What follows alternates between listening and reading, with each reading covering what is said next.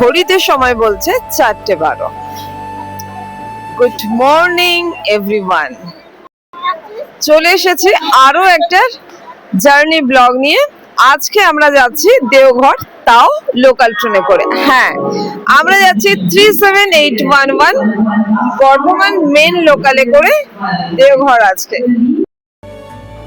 আমরা হাওড়া স্টেশন থেকে বেরিয়ে যাচ্ছি। আজকে টোটাল জার্নি করব 321 কিলোমিটার। আচ্ছা, তোমরা কি কখনো ভোর রাত্রিরে জার্নি করেছো যখন সবাই ঘুমিয়ে থাকে? আজকের ট্রেন জার্নির গল্প ভোর রাত থেকেই শুরু হয়ে গেল। রাতের আকাশ একটু একটু করে ফর্সা হতে শুরু করেছে, কিন্তু আকাশে কালো মেঘ দেখছি আজকে। মনে হচ্ছে আমরা আমাদের জার্নিতে আজকে বৃষ্টি পাবো।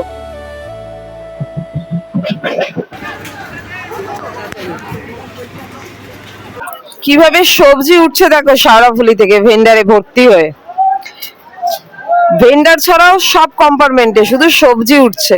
এই সবজি কিন্তু আমাদের সব জায়গায় জায়গায় পৌঁছে যায়, কলকাতার বিভিন্ন জায়গায় চলে যায় কিন্তু এই সবজি। বিরাট বড় সবজি মার্কেট আছে এই শেওড়াফুলিতে। এই সময় বৃষ্টি হচ্ছে, এদিকে এসে বৃষ্টি স্টার্ট হয়ে গেছে। আজকে আমাদের গন্তব্য স্টেশন হচ্ছে যশোরে। এখন আমরা বর্ধমান লোকালে করে ফার্স্ট পৌঁছাবো বর্ধমান। হাওড়া থেকে বর্ধমানের দূরত্ব 105 কিলোমিটার। আমরা প্রথমে লোকাল ট্রেনে করে 105 কিলোমিটার দূরত্ব কমপ্লিট করব। ট্রেন জার্নি মানেই একটা আলাদা থ্রিলিং। কত রকমের খাবার দাবার যে ট্রেনে ওঠে না দেখলে ভাবতেই পারা যায় না।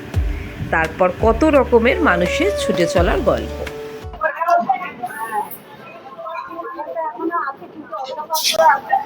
চলো ওইদিকে দিয়েছে দিদি ভাই, ওইদিকে দিয়েছে। 105 কিলোমিটারের জার্নি কমপ্লিট করে আমরা পৌঁছে গেলাম বর্ধমান জংশন।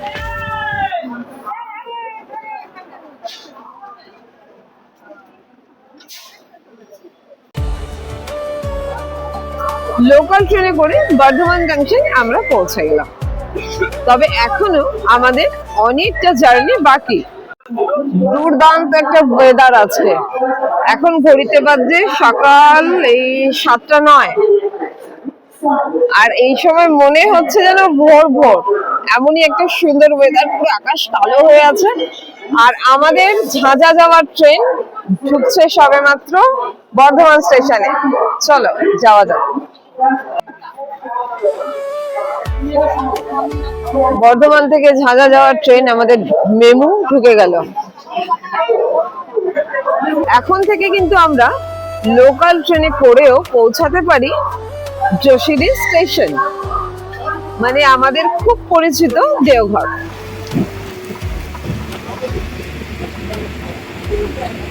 প্রচন্ড বৃষ্টি, আর সেই 7:35 ঘড়িতে, না 7:26 আমরা ছেড়ে দিলাম বর্ধমান স্টেশন।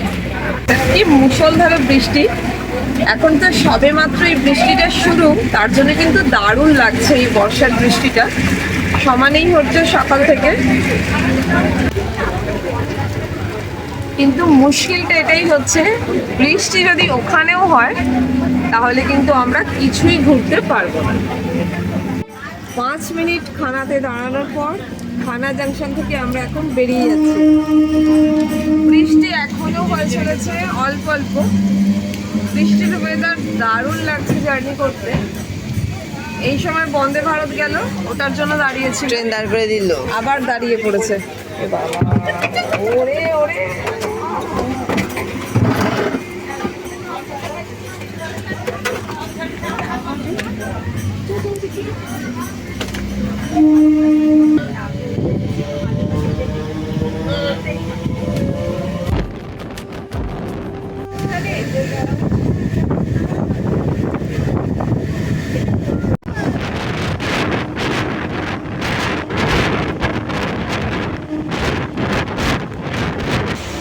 পানাগড়ে ঢুকে গেলাম আমরা।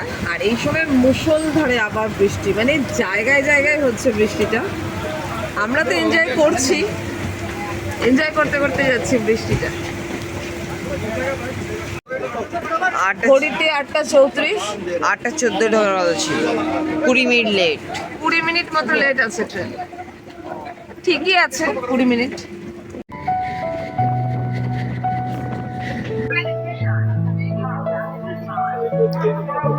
চলে এলাম আমরা দুর্গাপুর। এখান থেকে আর মাত্র আমাদের মোটামুটি 2 ঘন্টা মতো লাগবে যশোরী স্টেশন পৌঁছাতে। তো তোমাদেরকে বলি, যেটা বলার সেটা হচ্ছে এখন কিন্তু আমরা বিনা রিজার্ভেশনেও পৌঁছে যেতে পারি। আর উল্টো দিকে যাচ্ছে ওটা কি ট্রেন, বাগ এক্সপ্রেস, যেটা নিউলি একদম এলএইচবি হয়েছে। এই যে বাগ এক্সপ্রেসের এলএইচবি রূপটা আমরা দেখতে পাচ্ছি নতুন। এতদিন আইসিএফ দেখতাম, আমি এই এলএইচবি হওয়ার পর ফার্স্ট টাইম দেখলাম বাগ এক্সপ্রেসকে। দেওঘর ঘুরতে যেতে চাইলে আর রিজার্ভেশনের কোনো প্রয়োজন নেই, কেননা আমাদের হাওড়া থেকে এখন বর্ধমান যেতে পারো লোকাল ট্রেনে, যেটা মাত্র 2 ঘন্টা মতো লাগে, 2 ঘন্টা 20 মিনিট। আর তারপরে এই মেমুটা চলছে যেটা ঝাঁঝা অবধি যায়। এই মেমু করে তোমরা সহজেই পৌঁছে যাবে যশোরী জাংশন। এই জায়গায় আমরা দেখতে পাচ্ছি প্রচুর ভাঙচুর হয়েছে।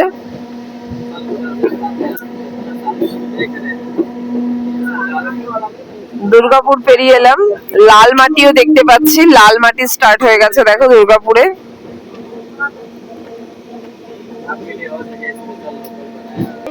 দুর্গাপুরের প্রায় 15 মিনিট পরে আমরা অন্ডালে এসে পৌঁছলাম। আর এখানে বেশিক্ষণ দাঁড়াইনি, 1 মিনিট মতো দাঁড়িয়েই আমরা আবার নেক্সট স্টপেজ, যেটা এরপর আমাদের রানীগঞ্জ আসছে, রানীগঞ্জের দিকে যাচ্ছি। এইখানে ওয়েদার কিন্তু ভালো, মানে বৃষ্টিটা আগেই হয়ে গেছে, মানে আকাশ পরিষ্কার। তো চলো, আশা রাখছি আমরা আকাশ পরিষ্কার পাবো।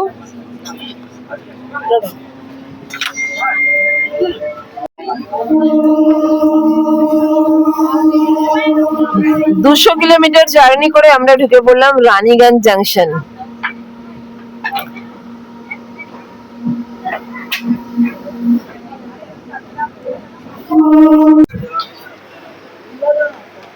রানীগঞ্জ মাত্র 1 মিনিটের স্টপেজ দিল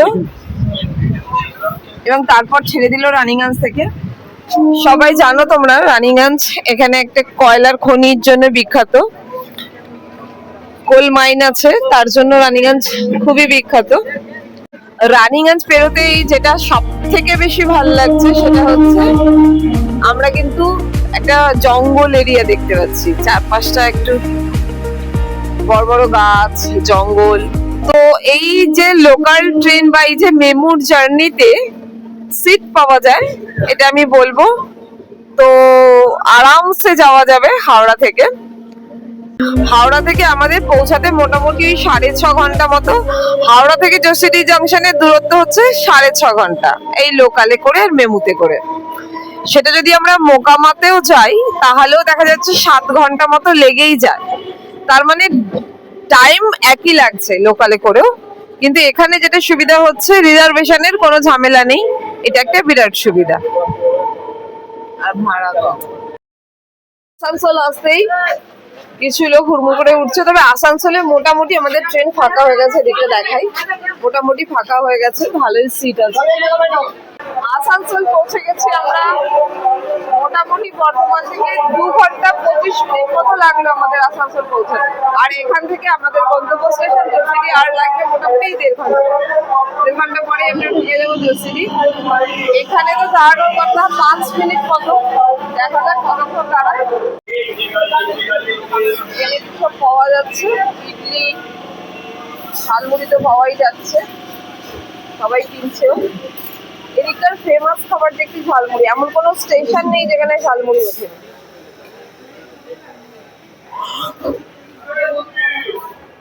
ইডলিটা কেমন হবে আমার সন্দেহ আছে, এর আগে একবার আমি ঢুকেছিলাম স্টেশনে। যাই হোক, সিগন্যাল তো হয়েই আছে, কোনো এক্ষুনি ছেড়ে দেবে ট্রেন। চলো উঠি উঠি উঠি উঠি। ট্রেনেই আমরা ব্রেকফাস্টটা সেরে নিচ্ছি। মোটামুটি এখন ব্রেকফাস্টের টাইমও হয়ে গেছে, প্রায় 10টা মতো বাজছে, না প্রায় না, মানে পুরোপুরি 10টা বাজছে। আর ব্রেকফাস্টে নিয়ে নিয়েছে ব্রেড, আর কলা। এটা খেতে খেতে এখন চলে যাব, তারপরে ওখানে গিয়ে দেখি কি পাই। চলো এসব ছেড়ে এবার আমরা চোখ রাখি জানলার বাইরে। প্রকৃতি এখানে এক এক জায়গায় এক এক রকমের সুন্দর, আর এখানেই আমাদের ট্রেন জার্নিটা হয়ে ওঠে ইন্টারেস্টিং।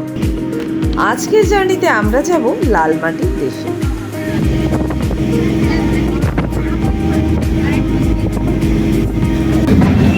আমরা ঢুকে গেছি এখন বিদ্যাসাগরে।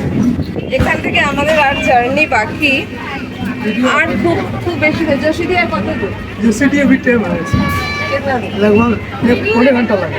অনেক ঘন্টা। হ্যাঁ হ্যাঁ।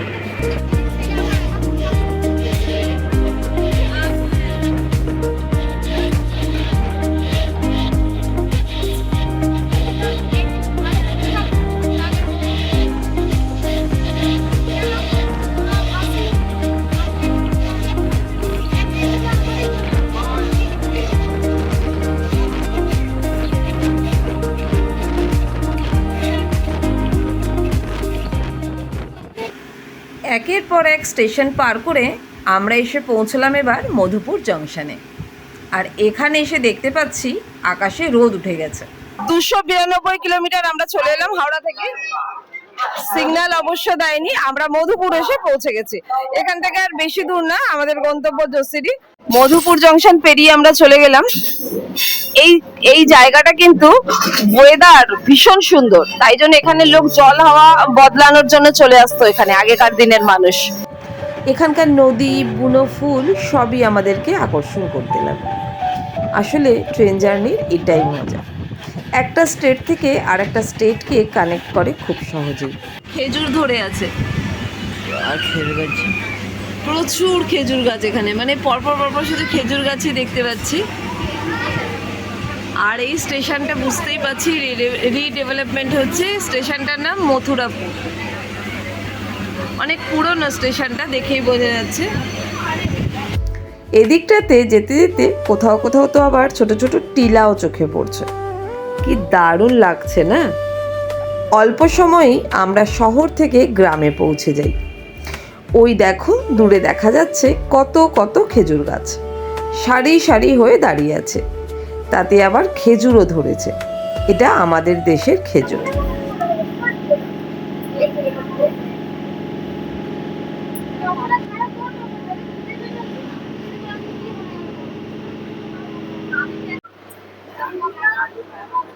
যশোদি যাওয়ার একটা স্টেশন আগেই পড়ছে শঙ্করপুর, আর আমাদের বোধহয় যশোদি পৌঁছাতে সময় লাগবে এখান থেকে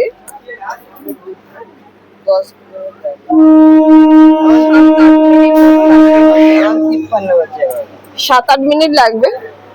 মানে ওই 12টা নাগাদ আমরা যশোদি ঢুকে যাব। শঙ্করপুরে বেশিক্ষণ দাঁড়াচ্ছে না কিন্তু ট্রেন, কোথাও 1 মিনিটেরও কম দাঁড়াচ্ছে। কিছু কিছু জায়গায় মানে জংশন স্টেশন গুলোতে 1 মিনিট দাঁড়াচ্ছে, আর যেগুলো ছোট ছোট এরকম স্টেশন এখানে ওই 30-40 সেকেন্ড মতো স্টপেজ দিচ্ছে।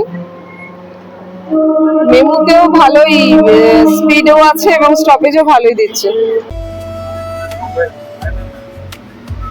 এখন পুরো ঝাড়খণ্ডের ওপর দিয়ে যে যাচ্ছি সেটা বুঝতেই পারছি এখানকার বাড়িগুলো দেখে। এটা ঠিক আগে স্টেশন যশোদির।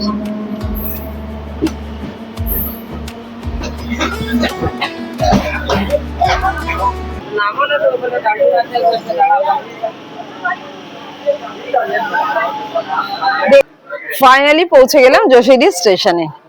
যদিও ট্রেন 40 মিনিট মতো লেট, কেননা ট্রেন ঢুকেও ছিল লেটে, সব মিলিয়ে 40 মিনিট লেট। যাই হোক, আমরা ফাইনালি পৌঁছে গেছি এই 12টা নাগাদ, 12টা 3-4 মতো আমরা পৌঁছে গেলাম যশোদি স্টেশনে।